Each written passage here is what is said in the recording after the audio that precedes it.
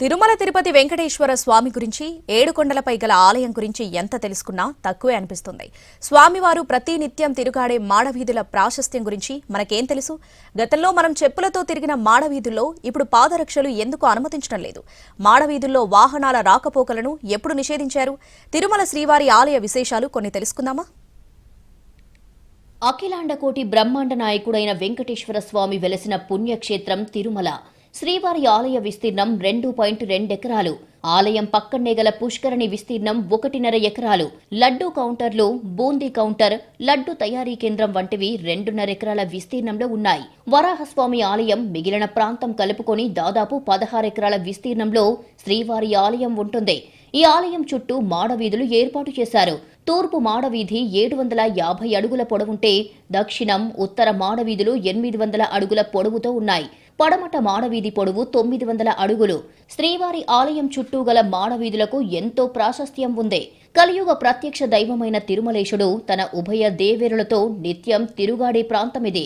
గతంలో వార్షిక బ్రహ్మోత్సవాల సమయంలో మాత్రమే స్వామివారి వాహన సేవలు జరిగేవి. ఏడాదికి 9 రోజులు మాత్రమే మాడవీధుల్లో స్వామివారి ఊరేగింపు జరిగేది. తర్వాత వీధి ఉత్సవం పేరుతో స్వామివారు నిత్యం మాడవీధులలో ఊరేగుతూ భక్తులకు దర్శనమిచ్చేవారు.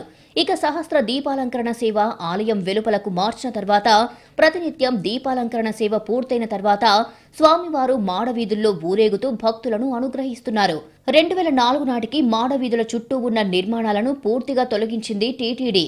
గ్యాలరీల నిర్మాణం చేపట్టింది. అలాగే మాడవీధుల ఆధునీకరణ జరిగింది. 1970 నుంచే మాడవీధుల్లో ఆంక్షలు ఉన్నాయి. భక్తుల తాకిడి పెరుగుతుండడం వల్ల అప్పట్లో ఈ నిర్ణయం తీసుకుంది టీటీడీ.